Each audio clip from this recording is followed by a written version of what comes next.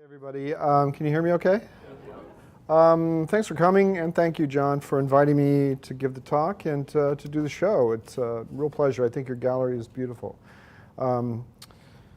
So I had to teach all day, so if I start to run out of gas, I apologize, but hopefully this won't be too painful. I wanted to start with this picture, which is from, I can't even remember, late 70s, for a couple of reasons. One is that I was about your age. I went to the University of Nebraska at Omaha and went there as a pretty naive, high school kid and hooked up with an amazing community. In this case, led by this guy in the middle named Thomas Majeski. I got my undergraduate degree in printmaking, primarily. Thank you. And clearly there's a uniform. It's denim on denim. You don't see that enough anymore. John Denver was really big at that time. I wanted to start with this picture, one, because it's kind of goofy, and it sort of started what I would consider my real focus on what I do as an artist. And this is 35, 40 years ago. And lots of things have changed, and I'm clearly not going to show you this picture and then start with every work that I made from this point on.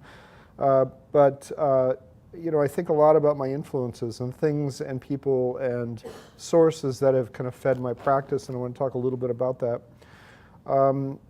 I am primarily a painter, although the way you define painting, or the way I define painting these days, is quite varied. And the reason I sort of mention that is my practice as an artist has been affected by the fact that I'm doing a lot more things than just working as an artist. I spent about 25 years really focused on studio work and produced, exhibitions, kind of did what artists do. I was teaching at the same time and really trying to sort of create this career that a lot of artists strive for, and I was pretty successful, and I got totally burned out for lots of reasons, personal life changes and all kinds of things, and started thinking a lot about other ways to engage with my community, and part of that was starting to curate things, but I'll kind of get into that in a second. So I just wanted to show you some somewhat recent photos of exhibitions. This is some shots from an exhibition in Germany, a gallery called Grohl Past Projects. It's a space where I'll have another solo show in April, just to kind of contextualize the work. And some of the work that I have in the gallery right now. I think that one of my primary focuses as an artist is the ways in which an object kind of conveys meaning through form. And I explore that in lots of different ways. I'm an artist who's very interested in the kind of pleasure factor of an artwork and how it reveals and provides a kind of experience through looking. And I want to talk a little bit about that as we go a little farther along. It's just a small work on paper, coming from lots of other things that were happening before that. Paper has become a kind of primary medium for me these days, and part of the reason is that my life has kind of taken on so many other responsibilities that I need to sort of work quickly, I need to work in a kind of expedient way, and I need to work in a very flexible way. I tend to be a very fussy artist, somebody whose pleasure comes from making things look very refined and kind of perfect, and paper has allowed me the kind of freedom to work a little bit more informally and kind of take some chances and risks. I'm not going to show you all the super tight work from before this, but you can sort of see that there's a conversation here between ideas about form and shape and edge and some kind of disruption of that. Collage has become a way of engaging other kinds of source material that I produce myself, and then from photographs and also from found material. Certain kinds of parameters within paper construction or paper structures. I did a whole series of works on paper that just used this sort of half-inch wide line that was then used in lots of different configurations to create different kinds of abstract images. There's a real strong desire to engage a viewer optically or perceptually. How one sees an image, how one sort of thinks about space, how one accesses the kind of fiction of the illusion of the space, what you notice on the surface. All that kind of stuff is really what I consider the kind of content in my practice. I tend to make work that is charged, color, surface, mark, things that are attractors as far as I'm concerned. For me, painting and my project as an artist is so focused on an awareness of looking, and I've learned a lot about what looking means, looking at other artwork and just looking at my own work, and that seems like such an obvious thing to say, that all artworks engage kind of optically or perceptually, but I think there is a kind of strategy involved in my work that controls certain kinds of fine-tuned decisions about what one notices or what one ignores, and that may not seem evident in an image as simple as this, but those are things that I think about when I'm kind of putting things together. These are a couple of more recent pieces, similar to the ones that are in the exhibition. Recent in the sense that some of those things that I'm interested in spatially or optically are getting a little wonkier. They're getting a little bit more funky. They're getting a little more disruptive or subversive. Things coming kind of colliding or working in opposition, patterns and photographic images, but still kind of thinking about how space is working using kind of color and shape. This is a kind of companion piece of to the piece that's in the show, and one I like very much, and I think exemplifies this kind of way in which we try to navigate an image or a painting. What's in front, what's behind, what's the focal point, and how color is used or how contrast is used.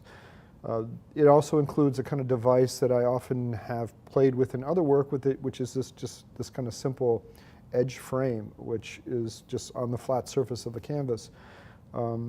It suggests that there is either a foreground or an element of background that this contains, and pushes the photographic image back, although it's very much right on the surface. So it's playing a lot with how space is structured in a painting, how forms are organized in order to subvert or assert like spatial placement, but it's also just kind of creating an active visual experience. Which brings me to this kind of notion of slow looking, and one of the important kind of influences in my life is this artist Gary Steffen. He's a painter from New York. When I was in grad school, some years after the photo that you saw, I used to complain all the time about the Visiting Artist program, and this is like early 80s, because we were bringing in like all these really boring kind of conceptual theorists, and all of my friends and I were making objects, we were making paintings and sculpture, and we wanted people to come in that were sort of doing similar things. And it was a time when painting was coming back as an important medium. Previous to that, we're thinking more about post-minimalism and more conceptual strategies. And there were a group of painters in New York, and Gary Steffen was one of them, that I thought absolutely sort of solved a lot of problems of things that I was thinking about in terms of abstraction and this kind of notion of fiction. And I really admired his work quite a bit. So because I was complaining about the Visiting Artist program so much, they just gave me the budget and let me run it. And the first person I called was Gary Steffen. And he was very gracious. He came to UIC when I was in grad school for $300, and he had to pay for his own flight. So, I'm still amazed that he came. So we kind of go way back, and right now we're really good friends, and he's an artist that I represent in the gallery. This is a picture of him during a gallery talk at his first exhibition in my gallery. That's me standing behind him in the same exact position I was standing in the first picture. So I apparently have a thing there. So these are some very early paintings of Gary's, and when you look at them, you can see a lot of maybe affinity to some of the things that I'm thinking about. How do you construct a pictorial space that is both acknowledging the kind of reality of the object, the surface, typical modernist kind of tenets, and play with that or subvert that with form and space and illusion. And he does it magically and continues to kind of explore those things. I also thought of him as a very muscular painter, a guy's guy kind of painter, somebody who's dealing with, physical material, chunky forms, really kind of constructed like a construction worker might make something, but also intellectually and conceptually constructing very complex kind of spaces. And I love this painting. This is a painting that is probably from the 90s. And when you look at it, you sort of notice these big L shapes that are kind of leaning on each other. And then at some point you start to notice these arrows, which are the negative spaces in between these big black shapes. And all of a sudden, the space isn't quite as obvious as you think it is. And it's a quality in his work that he continues to sort of explore in lots of different ways. This is a more recent painting. He's very interested in windows, as I am. Ways of opening up a painting fictionally, like allowing a kind of window to exist within the window of the painting itself. And you can see these three windows in this painting in the center. But the more you look at it, you notice that they actually start to advance and no longer want to sort of sit behind this kind of red curtain. And there are all kinds of devices and tricks he's developed as a painter to kind of play with this. Those three vertical windows in this painting are sitting on a very transparently painted sort of siding wall or whatever, the facade. And that facade is very, very thinly painted, so it sort of loses its physicality. Whereas those three vertical windows are very solid and they're very solidly constructed. So they're independent of any kind of opening space, but they all of a sudden link up with the elements behind. So there's a lot of this kind of optical play in his work. A couple of other more recent pieces which are a little jazzier, I think, and still playing with like how a form advances and recedes. So Gary is a painter who I think about a lot in my work and has continued to really focus on a very clearly defined kind of agenda. The paintings always assert some kind of system that he then subverts in some other way. And does it in a very simple kind of casual way. I remember talking to him at one point. His paintings are getting much more reduced, much more minimal, much more kind of geometric. A lot of this kind of beautiful sort of handwork is disappearing. And I said, Gary, the paintings are getting less about your involvement with them. They're getting more sort of conceptual. And the paintings aren't as generous as they used to be. When I say that, I mean they're not so juicy. And he said, I can't help it. They're just going where they're going. And he's like, I am a little bit nervous about them sort of reaching a kind of endpoint, and I don't really know what will happen after that. And I sort of really respect that position of following through with this kind of this idea. So these are a couple of images of installations of his show in my gallery, just to kind of show you what they look like at a different scale. An amazing exhibition of his works on paper in one of my spaces, where he had this kind of crazy idea that he had hundreds of these works on paper, that he would start with the largest works on one end of the gallery as you enter, and the gallery is very long and narrow. And he's like, the largest one's there, and then we'd go down to the end where these little photographs would exist on the far opposite wall. And I said, Gary, that's the dumbest idea I've ever heard. It just seems so literal and goofy and kind of forcing this perspective. And he was like, no, we're doing it. And I'm like, okay. So we had like 500 nails to get all these pieces on the wall, but it really did something bizarre. It forced this perspective and actually extended the gallery in an amazing way. And so he was absolutely right. So he's a deep thinker. Well, I guess one of the things I just want to go back to really quickly, let me find it right. I started this talk about Gary in relation to this notion of slow looking, and it's something that I'm really obsessed with now. And there's a lot of conversation about kind of slow painting and slow looking, but in a kind of culture and a society where anything slow doesn't exist. I mean, we'll probably all at some point during this talk pick up our phones and check our Instagram. The way we're absorbing content is so fast. We really can't hold on to things very long. And so the struggle for painting or art to kind of keep you involved is a big one. It's a kind of challenge. And But I think about the rewards of what happens when you do engage something over a longer period of time. You know, things are revealed that you don't know. And I think I learned a lot about sort of looking and perception through looking at and talking to Gary about his work. And it's something I'm absolutely focused on in the things that I do, especially the simplest things. Like in my show, I have these big cut paper pieces. They couldn't be more direct in their kind of construction. They're very, very obvious in terms of their form. But there are things in the work that maybe reveal themselves a little bit more slowly, like the folds and how those grids of the folds create a grid, and how that grid is a kind of holding pattern for some of the circles. So slow looking is something that I'm sensitive to and think about and talk to my students about a lot. Let's jump ahead here. The other thing is just this notion of how space is created or denied in painting. These are a couple of images. The photo on the left is by Sugimoto, a Japanese photographer. He did a great project where he filmed an entire movie in a theater. He did this in several situations, and so the end result is just this very bright light. The photo on the right is a photograph taken at the Art Institute by Thomas Roof. So there are examples of photographs or images that reveal an acknowledgement of looking or seeing or perception. Early on in my sort of career, when things really started to happen for me, I played with this idea of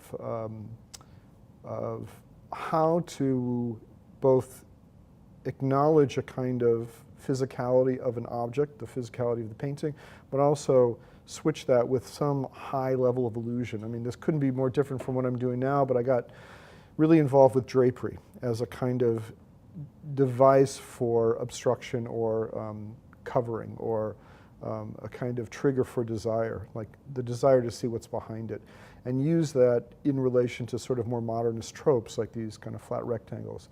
And how those kinds of things are still important in the work that I'm doing now in lots of different ways. Concealing and revealing as a set of devices to make one aware of what you see and what you don't see, and how imagination gets involved with, you know, what's hidden. There are a couple of pieces that I made where I was constructing space in a framed work on paper by taping things to the inside of the glass of the frame so that they become physical coverings for the image behind. This is the second one. But the devices that I use to kind of cover are really simple kind of graphic signs. You know, a circle in a very bright color is something we see in every possible kind of graphic situation, Target, you know, wherever. Which leads us to some of these pieces. The beginning point of this project was an invitation to be part of a show in Baltimore last summer.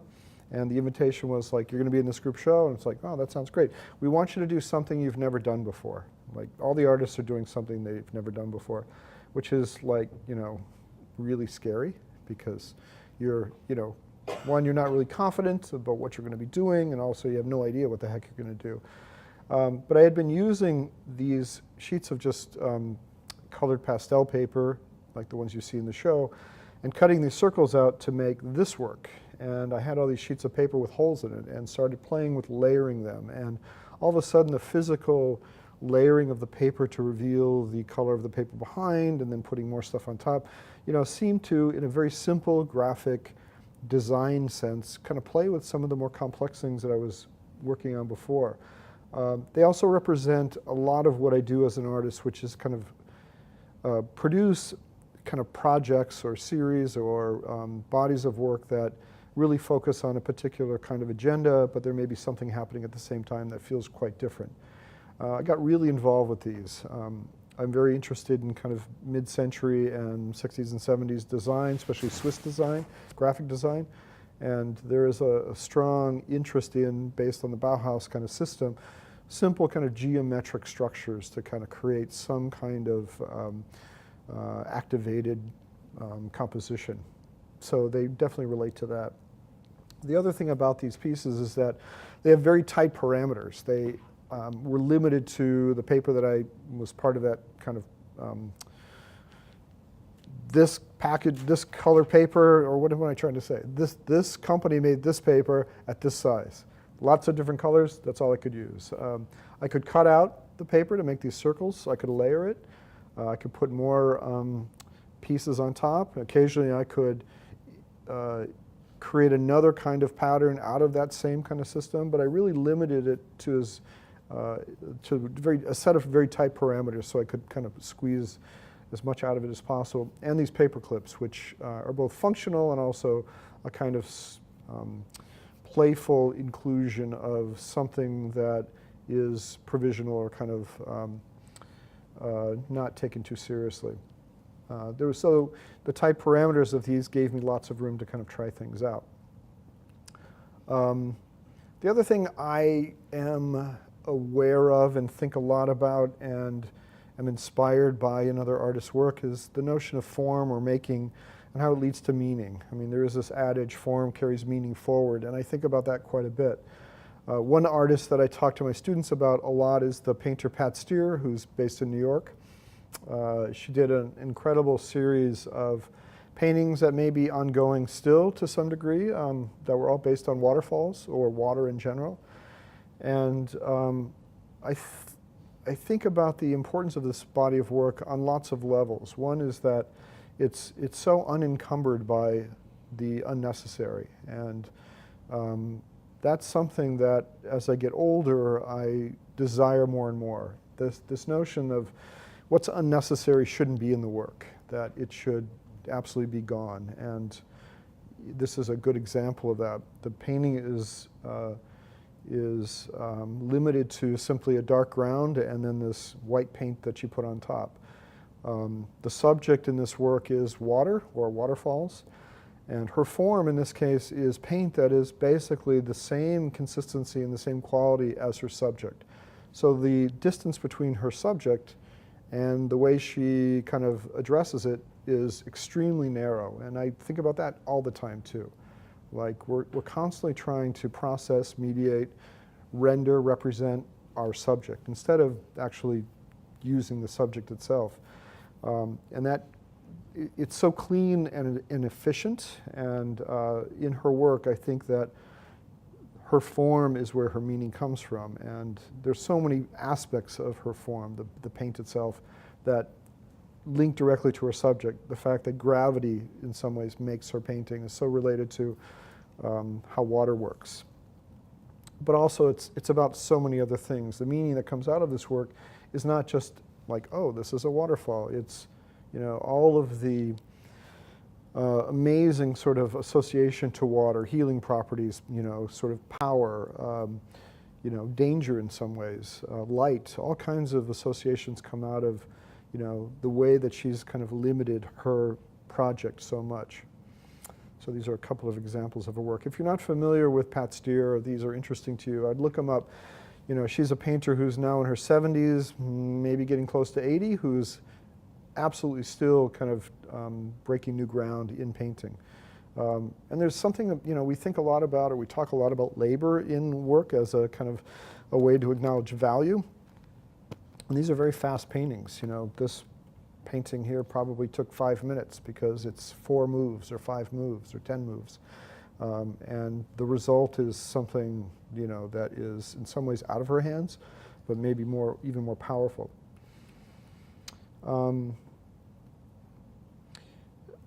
So when I talk about making equals meaning or making leads to meaning, one of the things that has evolved in my practice so much is this notion of fragmented parts kind of coming together to create some kind of whole. It's definitely different from Pat Steer's project, but my life has kind of a lot of components, you know, running this gallery, teaching, trying to make work.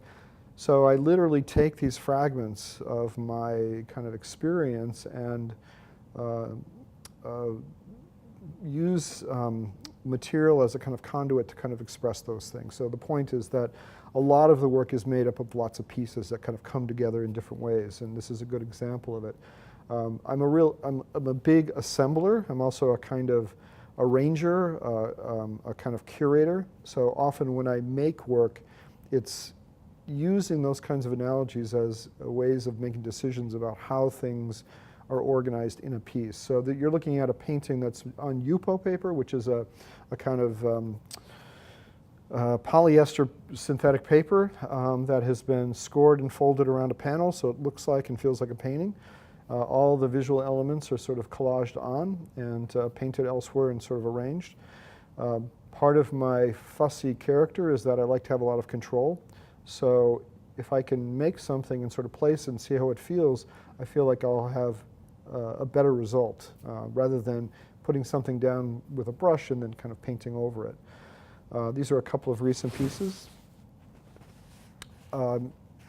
My image structure in some of these is so simple, like circles. How many different ways can I use a circle as a device to both acknowledge form and also deny form and create the illusion of space? And it feels like the longer I kind of work at this, the more basic I want my language to be and try to push it as far as I can. So this notion of making equals meaning, collage, assembly, fragmented pieces, I've gotten really kind of inspired by the possibilities of all the detritus in my life. In other words, all the kind of material that I've created as an artist. I just keep all that stuff and just try to reuse it, not because I'm so ecologically minded, but because I just don't want to produce any more stuff, and I don't really know what I want to produce. So these are things that I've used for other paintings, other works on paper that have been sort of reconfigured to make these new pieces. And it feels like there are more surprises in this process, more possibilities of invention. Let's see what's next real quick. This is one of my favorite sort of small works on paper. It's about 13 by 10 inches, and I think it illustrates some quality that I have tried to kind of invest in my work for a long time. One is this kind of notion of obscuring or covering. There's a large kind of form towards the top that hides something behind. That's been in the work from the beginning. It's also something that's sort of clumsy and let's see, what's the word? Kind of fills a lot of space. It's sort of a bumbling, awkward form. Again, something kind of refined, so there's some tension or some relationship between those two things. And it's both elegant and kind of clumsy at the same time. And I think one of the things that I am careful about as I work more as an artist is making sure there is some tension between what I'd consider the non-serious and the serious. And I'll talk about that a little bit more in a second. So these are a couple of other works on paper, all pretty small. You know, they are works that I'm able to produce relatively quickly, but still have enough kind of complexity that I find them interesting. This kind of black or dark shape that you see here, if you look closely, is just one of those circles. And the outside shape was cut out, so it became something else.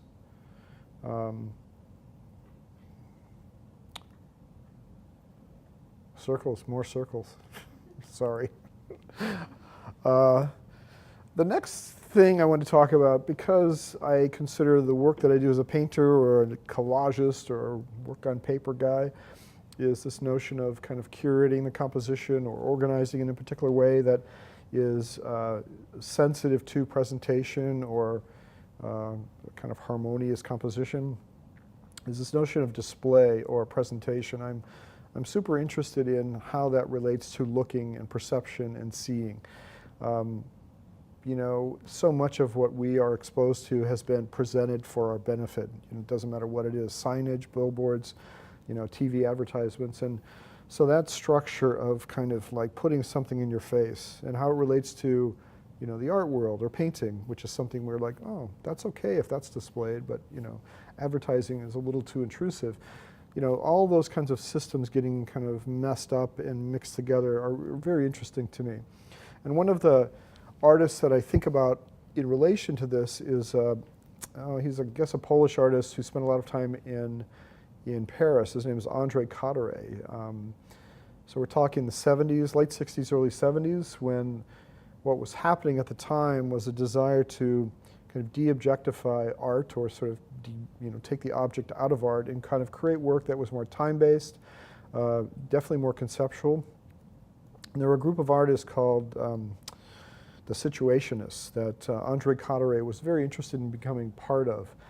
And, but he wasn't really invited to become part of that gang, so he kind of did his own thing. And what he did was he made these poles. He calls them bars of wood, which, let me find a, here's a better example there, that one. They're just literally poles made out of stacked dowels that are joined together with little dowels in between, so it's a very sturdy thing. Each of those little pieces was painted, and the system that he used to color the pole, or the arrangement of these, this color system, was mathematical in some way, except that it had one flaw, so you could never figure out what the system was. So he's very interested in this, setting up this very kind of conceptual and severe structure for this object. I mean, that was one thing. The other thing was that he was very interested in it being a thing that was both painting and sculpture. So that's another thing. And the final thing is, like, it essentially was a trigger or a device or platform, or what's the better word? It was the place where art exists for him. In other words, he took it out of the institution. This work that he was doing no longer was restricted to a gallery or museum. It was essentially wherever he went. That's the show. And he approached that in lots of different ways. If he was having an exhibition, sometimes he would just put a little sign in the window, say, I'm walking down 57th Street between 3 and 4, you can see me there. You know, otherwise it was just very informal. And so this was kind of groundbreaking, this kind of notion that to deinstitutionalize the kind of art experience was, you know, kind of a big deal, because we relied on those kinds of structures and parameters to understand and recognize what art was. He was breaking that down. So here are some pictures of Carteret walking around with his pole, or his bar of wood. And I think a lot about just the kind of fantastic nature of this thing that he made. And he made hundreds of them, lots of different sizes. You know, that it's both a kind of staff, like somebody who might be a king might use as a sign of their regality. It's also kind of a weapon. You know, it's like a long bat. You know, it looks like it could be a construction worker or a surveyor's measuring pole. I mean, all these kinds of associations. But essentially, it was none of those things, and it was very mysterious. You know, I mean, we think about now what it would be like to kind of encounter this guy. I mean, we'd probably recognize him as, you know, having some kind of role. Maybe it was theatrical, maybe it was an actor, but it's still pretty unusual, you know, even today. So this is his project, and so he made all these different poles, was producing his exhibitions by doing these kind of performative things. And for me, Carteret kind of represents a kind of questioning of how artwork is displayed, how it's absorbed, how it's kind of processed, and it's interesting when you see it in this context. And the Art Institute of Chicago has one. It looks very similar to this one, and it sits in a corner when they show it. Is how kind of what's the word? It looks kind of flaccid when he's not there to kind of activate it. You know, it still has all the kind of properties of a sculpture or an artwork. It seems to be a thing that is visual in some way. It's also handmade, so it has a kind of facture of his, the way he produced it. Here's a little close-up. And it also is something that's accessible. You know, when you look at this detail, you kind of notice that the colors are very childlike. It's like, they look like kids' blocks or something. So there is this kind of ability to kind of recognize it as something visual right away. But it's very complex, and it's like the Pat Steer paintings that, you know, there's a kind of efficiency in this object and what he does with it that I am absolutely inspired by, that it's not a complicated narrative. It's simply it's a tool for art, and it's a tool that he's used to kind of absolutely kind of change the structure of how artwork is seen. And I just, you know, here's another picture. Very handsome guy. He often wore striped shirts, kind of match his pole. And this is a great picture of him in an exhibition. And one of the things that would often happen with Carteret, because these guys took this stuff pretty seriously, if he showed up with his pole, he was often kicked out of the exhibition. Like if you go to somebody's opening, he was there with his pole, because essentially that meant that now the show's his. And he sort of exploited that on a regular basis. I mean, one time he was kicked out, they took his pole away, and he came back, he had a little one in his back pocket, so it looks just like this one. So he had a little baton. So he was very much a kind of sensationalist. He really wanted to get a lot of attention, but I think in the end there was something quite serious in his project. I'll show that one again. So this notion of display has kind of led to this whole interest in and what's involvement in kind of exhibition display and display as a kind of tool for my own work. The thing that's in there I call a kiosk in the gallery, and my goal with that project, and something I'm still thinking about and kind of trying to activate, is creating a kind of personal artwork that is tying in all this kind of stuff I do with exhibition production. And I think about how kiosks, actual kiosks work. There's this kind of location where there's advertising and information, and if you want different kinds of information, you walk around this kiosk, and it gets layered, it gets kind of messy, but it becomes this kind of focal point for a kind of meeting point between an information structure and the viewer. And that became the inspiration for this thing. And it gave me the opportunity to work in a very flexible mode, that in some ways the artworks are like signs for artworks that have all kinds of different attitudes or image structures on them. They are activated both in the front and the back. It's kind of dynamic. As you walk around, it sort of moves around. It's animated in some way, because you start to see one thing in relation to the other in a way that you wouldn't on a kind of wall display like that. I mean, it sort of served lots and lots of purposes, and I thought of it as a kind of portable exhibition system, and I've shown it in a couple of different situations. It's also kind of fragile. There's something absolutely not as kind of solid as this, and I think about that as a kind of way of thinking about how art exists in the world. A couple of shots of it in a different exhibition.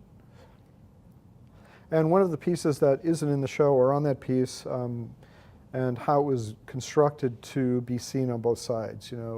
It uses collage and thread as a kind of joinery method, and a lot of the threads that are kind of holding those images or collaged elements together are kind of revealed in the back, and that becomes its own kind of drawing. Which kind of leads to this whole exhibition thing, this whole gallery thing. And I wanted to show you some images from the gallery and talk a little bit about how that feeds into my kind of personal practice. For one thing, it started as a kind of, it evolved out of curating exhibitions. I'm not going to kind of go into that, but when I was going through this sort of weird personal crisis in my studio, I started working with other artists to try to produce exhibitions that were outside of my personal interest, themes and kind of material issues and kind of possibilities that, I wasn't really interested in terms of my own work, but was interested in theoretically. So I started organizing exhibitions, and that led to opening this gallery in the building where my studio is, which makes it kind of work. Let's see here. So it's going on for 11 years now. I've produced about 80 exhibitions, I've counted, which is quite a bit. I don't know what to say about this. Here's a bunch of images of the gallery. I have two spaces that are connected, and it's sort of, I keep saying kind of and sort of. The gallery was born out of the fact that the floor of my gallery, or my studio is, changed dramatically. There was a company that took up most of the space. They moved out, and the landlord just made all these little studio spaces. And this was one of them. The only problem with this space was that it only had a door. It wasn't connected to any windows. So it was literally a chamber. And before I put all this lighting in and made it look nice, it was a dark, scary room. And and the good thing about that was I talked my landlord into giving it to me for very little money, because I said, nobody can work in here. There's no ventilation, blah, blah, blah. And he believed me. So So I made it super nice, the lighting is great, and it's a room that artists really respond to because it's pretty intimate, and it has a lot of potential to change depending on the attitude or the energy or the work that the artists show. This is an exhibition with Katie Cowan and Michael Milano.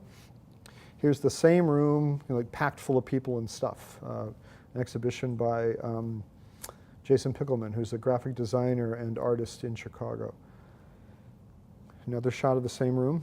So this is kind of the main gallery. The other gallery was my studio space, and then during openings I used to kind of have the beer in there. And then all of a sudden I started doing little shows in there, and now it's completely taken over as a second gallery. So I do have a third space for my studio, thank God. So just some shots. You know, I work with artists from all over the country and a lot of artists from Germany and Austria. I'm not sure why exactly, but for me it's important to use the gallery as a platform to show artists who we don't know in Chicago so much. It's interesting to me, and I think it's interesting to other people who come by. This is the space that used to be my studio, and this is a pretty recent exhibition. Paintings by Peter Scheer and sculpture by Mia Congo. So that space has actually become the nicer of the two spaces because there are windows in there. It's a little bit bigger. It's a little, you know, little roomier. There's ventilation. So some shots of that space. This is the other space. You know, I work with artists that I really believe in, and I think the relationship that we have together is affected by the fact that I'm an artist, and the way I see the work that they do is seen through that lens, and there's a lot of trust involved in letting them do kind of whatever they want. And here's Gary's show, you know, this grid thing. And I want to tie it back to this kind of notion of how we absorb information. This is an exhibition by a painter from Belgium. His name is Alain Bilterijst. I found him on like some blog somewhere, and got really obsessed with his work. They're these small abstract paintings on wood panels. He was trained as a graphic designer and illustrator, but he had been painting all along. And you know, it's one of those things, if it wasn't for the internet, I wouldn't know this guy existed. I found him, I talked him into coming to Chicago and doing a show, and his career has like really exploded as a result. Like he's now represented, not because of me necessarily, but I think the internet has sort of expanded his world and his work quite a bit. And it also is, his work is really reflective of my sensibility as a gallerist and an artist. These are paintings that, as you can see, are rooted in kind of modernism and are also interested in kind of design issues like I am. But they're also, it's hard to see here, but they're also full of kind of amazing kind of surface stuff. So there's that. So a couple more exhibitions. This is a collaborative show between Leslie Baum and Allison Wade, who had a show in the gallery last year, 2 years. Mm-hmm. So I'm just showing you these to give you a sense of my aesthetic and the things that I'm kind of interested in, and how the rooms are used. And you're all welcome to come visit sometime. This is my 5-year anniversary show. This is one of the artists from Germany that I work with. His name is Volker Saul. He'll be having a show in October. Makes these very improvisational drawings using a tube of oil paint. He just squeezes the paint and kind of draws. That's not what these are, but then he projects those to make these very large kind of wall paintings that are very beautifully and perfectly done. So they're weird alien humanoid things, but he calls them self-portraits. You can see he kind of looks like these guys. So the gallery is this kind of amazing platform and an amazing social construct that is very seductive because it's fun to talk to artists, it's fun to collaborate with artists, it's fun to talk to curators and have all these things going on. So one of the challenges, and maybe why my work has been so kind of pieced together, is because it's trying to keep all that stuff in place. The gallery has kind of changed my role in the kind of art world in a dramatic way. People talk to me now because I have a gallery, whereas when I was an artist, nobody cared. And there's also a lot of interest in other galleries in other countries to kind of, send me artists or do exchange exhibitions. So things have expanded in a really fantastic way. We're doing an exhibition in Tokyo. We've done exchange exhibitions. We've done exchange exhibitions in Berlin and Dusseldorf and Vienna. So, it is a lot of work, but there are all these other facets that kind of make it fantastic. A few other exhibitions. Going back to the internet, this is an exhibition last year by an artist who lives upstate New York named Sean Sullivan. I found him on Instagram, which, that happens. And he already had a massive following. He makes these really beautiful, intimate drawings on found paper, goes to flea markets or tears out pages of old books. This is the worst kind of paper you should make amazing drawings on because they're all wood pulp and fragile, but he's like, it's like life, it's gonna disintegrate and die. And they're incredible pieces. His Instagram feed is parade.pimlico, if you're interested. I highly recommend you check them out. Parade.pimlico, PIMLICO.pearl. So when I saw his work, and because I'm really interested in paper, I got very obsessed, and we've done a couple of projects together. He's now having a big show in New York in March. The last kind of thing I wanted to talk about is this group of small works on paper which are in the show, which I call Waving the Flag, or at least this part of the talk.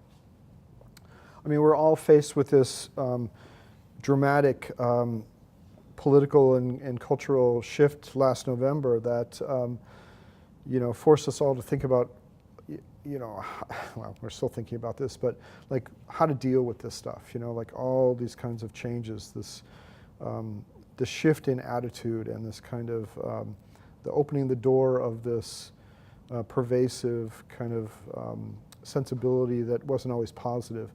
And I'm not a political artist. I'm not an artist who deals with, in a kind of didactic way, political issues, because I don't really want to preach to anybody about anything. But I was really, I felt it was important to kind of think about how, as an artist who doesn't deal with narrative-based or kind of political work, how do I kind of talk about some of these things? And I became focused on this notion of a flag as a kind of declaration of allegiance, as a sign of an alliance with something or someone, whether it's a country or political position or whatever. Flags are used in lots of different ways, but it's a statement, it's a sign for an association. And when we think about that in a national sense, it can be somewhat negative. And so I started thinking about flags just as a structure, as a formal structure, and produced like all these works on paper, some of which are in the show.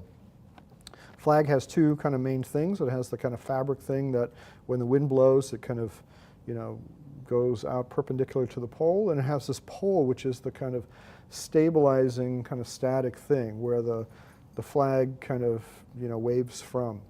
And so all the work is kind of using those two devices in some way. It has the collaged elements of the flag, and it also has the stitching, which for me represents the pole. So that just kind of opened up all kinds of possibilities. These are clearly abstractions. They're clearly modernist sort of investigations, but they kind of use this notion of a flag as a symbol for, or a device to talk about, strength and weakness, and some of them the flag sort of covers up the drama or the kind of space behind it. And for me, that was a really great statement about like our current situation, our kind of position in the world. But they're still very much interested in all the stuff that I love, like the seductive qualities of the surface, material activation. They also kind of represent something that's been in my work from the beginning, which is kind of breaking down all these constituent parts and putting them together in a different way. These have three basic moves. They have this kind of painterly ground or support, which I think of as this kind of active space where there's a lot of things going on. It includes these kind of rectangular collaged elements. which are then somehow chosen specifically for that piece and glued down, and then it has this kind of stitching, which is the last move. And each of these kind of moves, when I say move physically, I mean like manipulating with my hands, you know, they sort of satisfy a different desire I have as an artist, like to move in these different kinds of zones of art making. I love that the gestural stuff in the background can be done without thinking at all about what might happen to it. And then the things that happen on top kind of lock in some kind of attitude about that space. They're very improvisational. They use all the kind of stuff that I was talking about before, things that I have in my studio that I can kind of reuse, old digital photographs or stuff from magazines. I've been using a lot of color aid. Do you guys use that in your color classes? It's these packets of just sheets of color, different values and intensities of different colors. So there's that. Yeah, so these are still ongoing. The show that I'm going to have in Germany is going to be a series of these. It's a small space, and so I feel like these would work really well in there. We'll see where they go, if they sort of run out of gas at some point and get kind of boring. But for me, they still link into other work, which is about, you know, presentation, declaring something and obscuring it. Very much about kind of touch and hand and opticality. But they can be calibrated to be sort of noisy and complex, but also very simple and quiet. And this is the last image, which is one of the pieces I like very much, I think, because the tension between the kind of flag structure and the stuff behind is pretty, I don't know, pretty oppositional, I don't know. But anyway, so that's what's happening with me. So I swing through that really quickly. Good. Thanks, guys.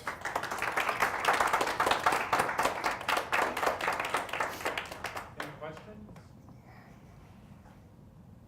No, that's a break. Sure. So you talked a little bit about kind of that process of slow looking and slow making. Mm-hmm. And so in this case, you were kind of limiting yourself to the materials that you were using. Have you, in some of your other work, worked with a lot of materials and found different ways of still doing that slow making and looking at it? How does that look different? Yeah, the earlier work it's oil painting, but it was also kind of produced in a way that is unconventional.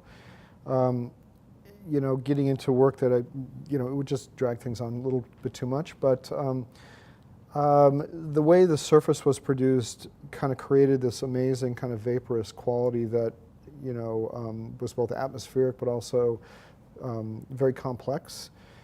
How do I answer this? I think they were done in a kind of way that produced a desire to look at them very slowly, because they had much more mystery to them. These I don't think are quite that surprising or mysterious. I think that things that happen are a little bit more graphic. Maybe not always, but sometimes. Yeah, but it was a different kind of way of approaching the working process. Yeah.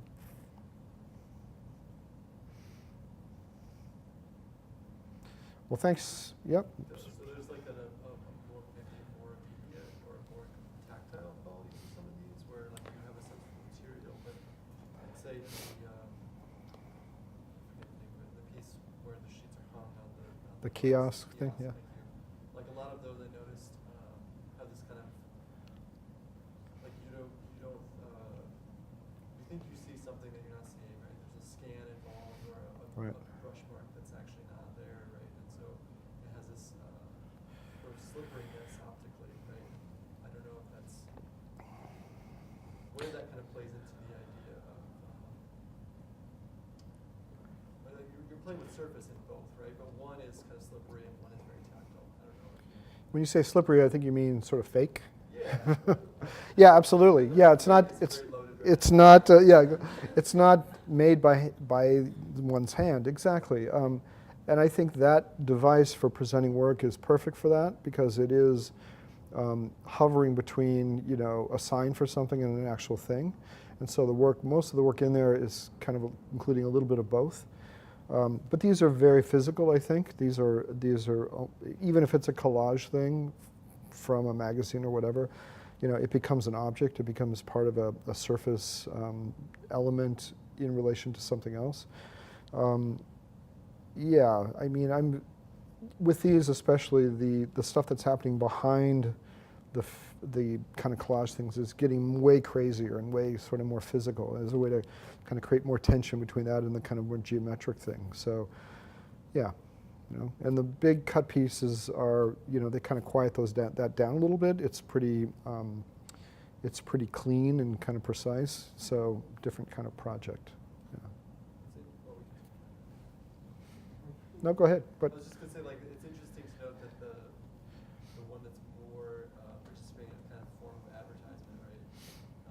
Framework at least. You talking about the kiosk thing? Yeah. Kiosk, right, has this kind of you use the fake or kind of slipperiness to it, right? Where the perception is not real or something like that, right? Or the perception's real, but you don't know what you're looking at exactly, right? You're really close. But then these have like almost a kind of angst to them, or I don't know if angst is Totally angsty. Yeah. Yeah, and like, so, and it's My heart and interesting to soul. note that, like, you introduce them with this idea of politics, right, and flags, Yeah. and I don't know. That's just really. I'm seeing like a material quality that becomes content, as you say.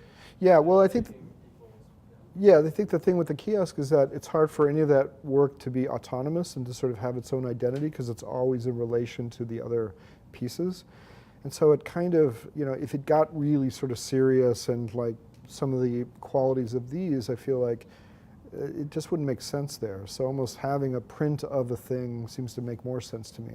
But they're not all like that, but yeah, it's a different kind of context, I think. Well, thank you very much, guys. And if you have any questions, I'll be hanging out in that room over there a little while.